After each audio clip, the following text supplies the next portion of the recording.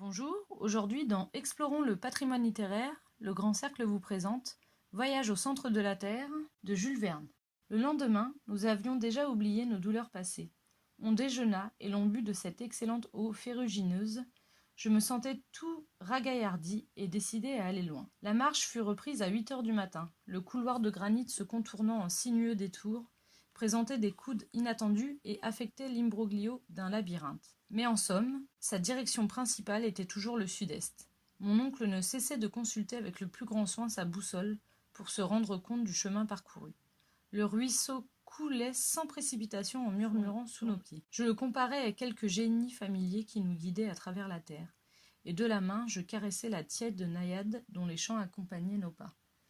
Ma bonne humeur prenait volontiers une tournure mythologique. Ce jour-là, et le lendemain, on fit beaucoup de chemin horizontal et relativement peu de chemin vertical. D'après l'estime, nous devions être à 30 lieues au sud-est de Reykjavik et à une profondeur de 2 lieues et demie. Sous nos pieds s'ouvrit alors un puits assez effrayant. Mon oncle ne put s'empêcher de battre des mains en calculant la roideur de ses pentes. « Voilà qui nous mènera loin !» s'écria-t-il, et facilement, car les saillies du roc font un véritable escalier. Les cordes furent disposées par Hans de manière à prévenir tout accident. La descente commença, je n'ose l'appeler périlleuse, car j'étais déjà familiarisé avec ce genre d'exercice. Nous descendions une sorte de vis tournante qu'on eût cru faite de la main des hommes. De quart d'heure en quart d'heure, il fallait s'arrêter pour prendre un repos nécessaire et rendre nos jarrets leur élasticité. On s'asseyait alors sur quelques saillies, les jambes pendantes, on causait en mangeant et l'on se désaltérait au ruisseau. Il va sans dire que dans cette faille, le Hansbach s'était fait cascade. Le 8, la faille où nous étions pris une inclinaison beaucoup plus douce.